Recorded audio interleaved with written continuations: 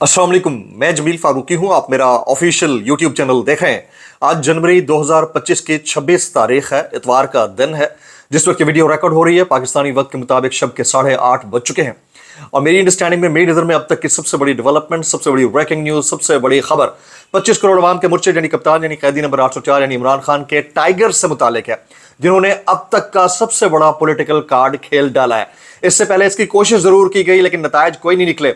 ये किस तरह की मीटिंग करने जा रहे हैं, कौन कौन सी शख्सियात इसमें शिरकत कर सकती हैं, कब ये मीटिंग होने जा रही है, इसके बराह रास्त इमरान खान साहब की रिहाई पर क्या असरात हो सकते हैं, पाकिस्तान के पॉलिटिक्स को किस तरह ये असरअंदाज मीटिंग कर सकती है, इसकी डिटेल्स क्या रहेंगी, तफसीलात क्या रहेंगी, वो शेयर करूंगा। फिर कल का जो दिन है यानी जो पीर का दिन है, ये पाकिस्तान की जुडिशल हिस्ट्री का इंतहाई अहम दिन है।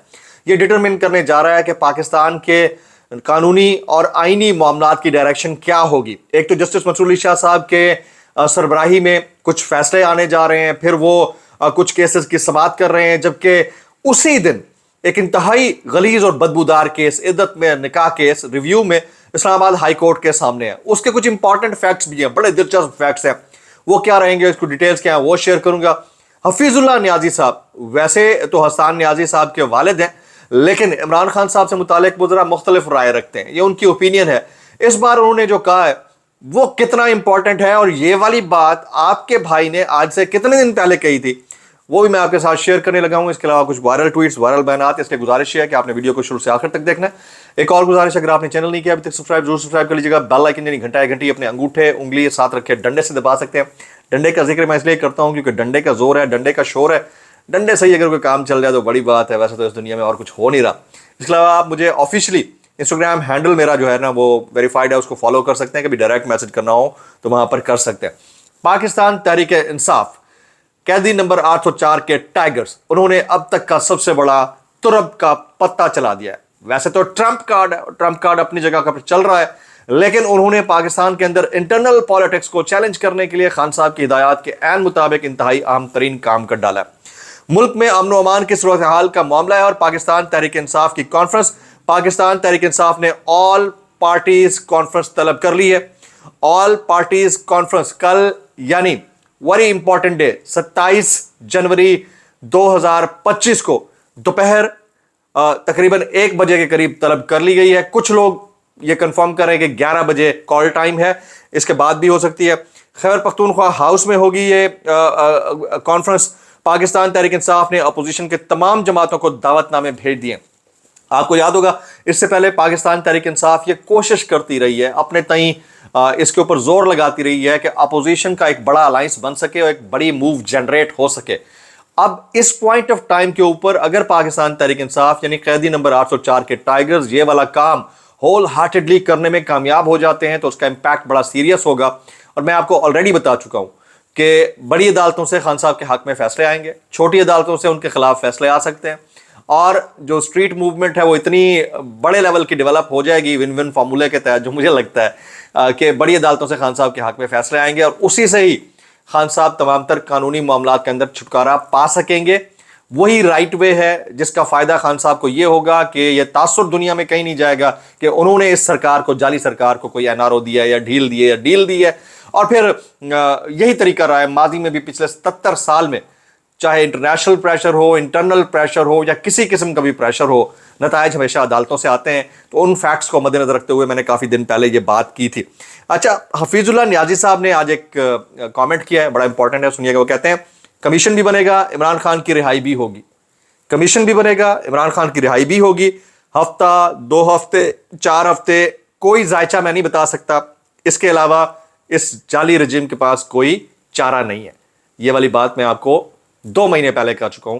कमीशन भी बनेगा, चीजें रिवर्स होंगी। 26वीं आईनी तरमीम के मामले के ऊपर बहुत कुछ ऐसा हो जाएगा कि इन्हें वापस करना पड़ेगा। अदालतें अपनी असली शक्ल में बहाल होंगी और इमरान खान साहब की रिहाई भी होगी।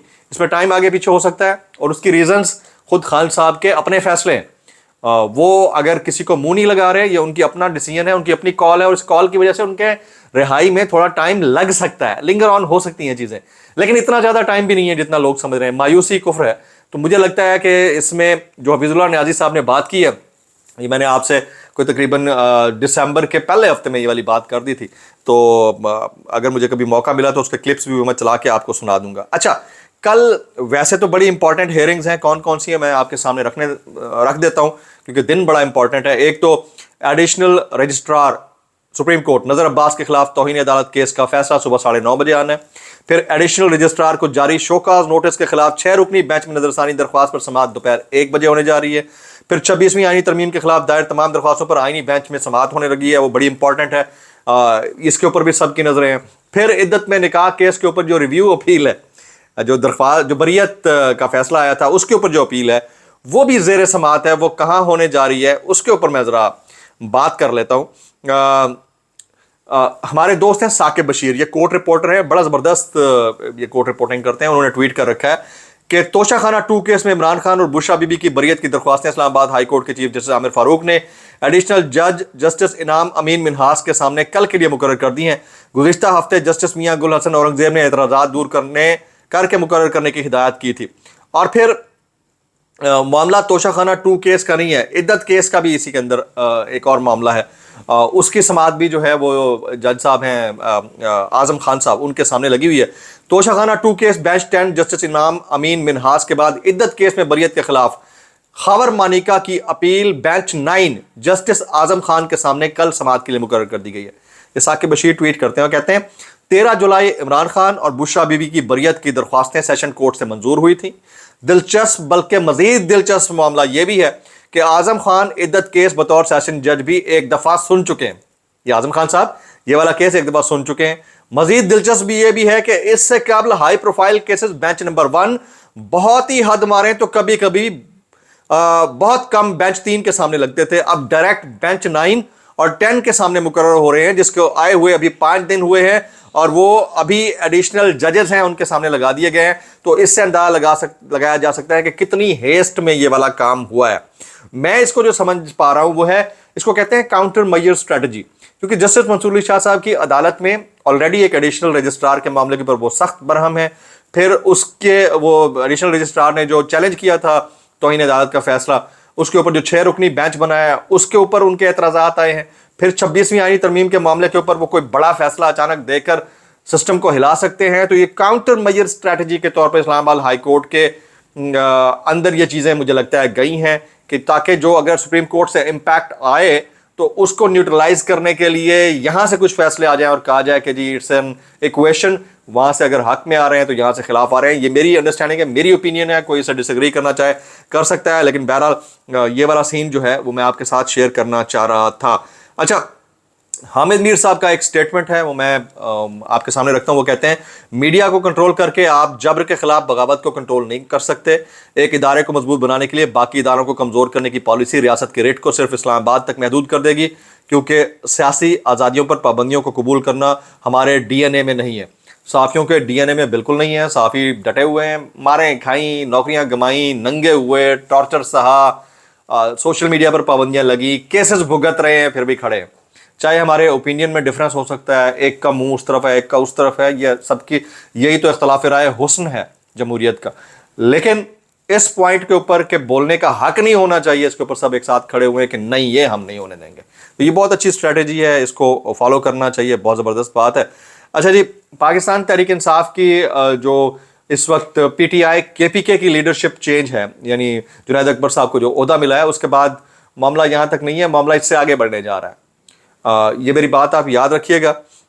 आतिफ खान साहब, शौकत यूसुफजई, अरबाब शेर अली, इन सब को भी कुछ इंपॉर्टेंट पोजीशंस मिल सकती हैं KPK के अंदर पार्टी स्ट्रक्चर को मद्देनजर रखते हुए, और हो सकता है अली अमीन गंडापुर साहब को भी सेट असाइड कर दिया जाए मजीद उनके बड़े ओहदे से भी। ये चांसेस हैं इसके, मेरे पास कोई इन्फॉर्मेशन तो ऐसी नहीं है, लेकिन चांसेस हैं जो हालात बन गए हैं। तो वो क्या चांसेस होंगे, किस तरह के होंगे, उसकी डिटेल जैसे जैसे आती जाएंगी आपके साथ शेयर करते जाएंगे। कुछ बयानात इस डिस्क्लेमर के साथ, अगर आपको मेरी बात बुरी लगती है तो माजरत, ज़्यादा बुरी लगती है तो इंतहाई माजरत, और ज़्यादा बुरी लगती है सानू की कैसे कर लेते हो यार। जावेद लतीफ़ साहब कहते हैं आलमी कुव्वतों का एक शख्स के साथ ताल्लुक था, इमरान खान साहब से मुतालिक कह रहे हैं शायद, और अब भी ताल्लुक है और हम पर उसी की जानिब से दबाव है। आलमी कुव्वतें पाकिस्तान को गैर मुस्तहकम करना चाहती हैं। मैं आज भी कहता हूँ कि आलमी दबाव के तहत मुज़ाकरात हो रहे हैं।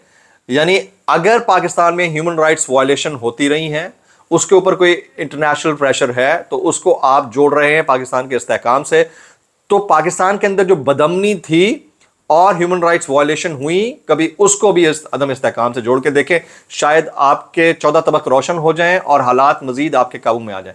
ये इंतहाई अफसोसनाक है कि आप अपना रंग देते हैं हर चीज़ को। मैं इतना कहना चाहूँगा भाई, कैसे कर लेते हो यार? इस मुल्क के साथ सारे एसोसिएटेड हैं, इसी से हमारी जान है, शान है, आन है, लेकिन अगर नाइंसाफ़ी, ज़्यादती, बदतहजीबी और फिर जबर से सर कुचलने वाली रवायत बरकरार रहेगी तो ये एक्सेप्टेबल नहीं होगा किसी भी फोरम के ऊपर। मेरा ख्याल ये है। मौलाना फजल रहमान साहब क्या कहते हैं, सुनिएगा। वो कहते हैं हमारी कौमी असम्बली की नशिस्तों पर भी डाका डाला गया। मैं फिर कह रहा हूं, एक दफा फिर कह रहा हूं, बार बार कह रहा हूं, करने से बेहतर है मान जाएंगे ये रॉन्ग नंबर। ठीक है, कैसे कर लेते हो यार? आगे ये मोहसिन नकवी साहब फरमाते हैं अमरीकी ऐवान नुमाइंदगान को पाकिस्तान के खिलाफ उकसाया जा रहा है। अच्छा, पहली बात तो यह है कि मैंने जितनी डिटेल्ड में तकारीर सुनी है जो अमरीकी ऐवान नुमाइंदगान के सामने की गई हैं, उसमें यह तस्करा किया गया कि रियासत पाकिस्तान को इसका डायरेक्ट नुकसान नहीं होना चाहिए। अच्छा, अगर आप ये बिलफर्ज इनकी बात मान भी लें तो 2 मिनट के लिए इनसे पूछें कि जो कुछ पाकिस्तान के अंदर होता रहा है, अफसोस के साथ इनकी ही क़यादत के अंदर डिफैक्टो पोजीशन इन्होंने पकड़ के रखी हुई थी और अभी भी रखी हुई हैं, तो उसको अगर रियलाइज कर लिया जाता तो आज ये वाली नौबत ना आती। तो मैं इतना कहना चाहूँगा कि भाई कर कैसे लेते हो यार? अगर आपको इतना ही ख्याल है तो इतनी ह्यूमन राइट्स वायलेशंस जो होती रही हैं पिछले 2.5 साल के अंदर, वो ना होती तो आज नौबत ये ना आती। आगे जी, शाहिद खाकान अब्बासी साहब ये कहते हैं मुस्लिम लीग नून ने वोट को इज्जत दो की बजाय इक़्तिदार को इज्जत दो का फैसला किया तो फिर मुस्लिम लीग नून में रुकना मुश्किल था। जो अपराइट आदमी होता है ना, जो वाकई पॉलिटिकल फिगर होता है, मैं शाहिद खाकान अब्बासी साहब को बड़े करीब से जानता हूँ और बड़ा रिगार्ड करता हूँ उनका। जो अपराइट आदमी होता है ना, वो कभी भी गलत के साथ खड़ा नहीं होता, और इन्होंने और मिफ्ता इस्माइल ने ये साबित कर दिया। फ्यूचर इनका क्या है मुझे नहीं पता, लेकिन इन्होंने प्रेजेंट के अंदर अपनी प्रेजेंस दिखाकर, वैल्यूज दिखाकर ये साबित कर दिया है कि ये अच्छे लोग हैं। इवन मुस्तफ़ा नवाज खोखर साहब भी ये अच्छे लोग हैं, इनकी समत दुरुस्त है और ये सिर्फ इक़्तिदार की लालच में नहीं खड़े हैं, वरना इनको भी मिल सकती थी बड़ी पोजीशन। कोई बड़ी बात थोड़ी है इस मुल्क में, अगर अनवारुल हक काकड़ साहब को कुछ मिल सकता है तो इनको भी मिल सकता था। तो मेरा मानना सिर्फ इतना है। कल का दिन बड़ा इंपॉर्टेंट है, कल के दिन में फैसले आने लगे हैं, कल के दिन में हेयरिंग्स होने लगी हैं। कल का दिन जो है मेरे ख्याल में रोलर कोस्टर होगा, एक तरफ से यूं खबर आ रही होगी, एक तरफ से यूं जा रही होगी। तो एनी हाउ कल आपसे राब्ते में हैं, इंशाल्लाह आपको अपडेट करते रहेंगे। दुआ में याद रखिएगा। अस्सलाम वालेकुम वरहमतुल्लाहि वबरकातुहू।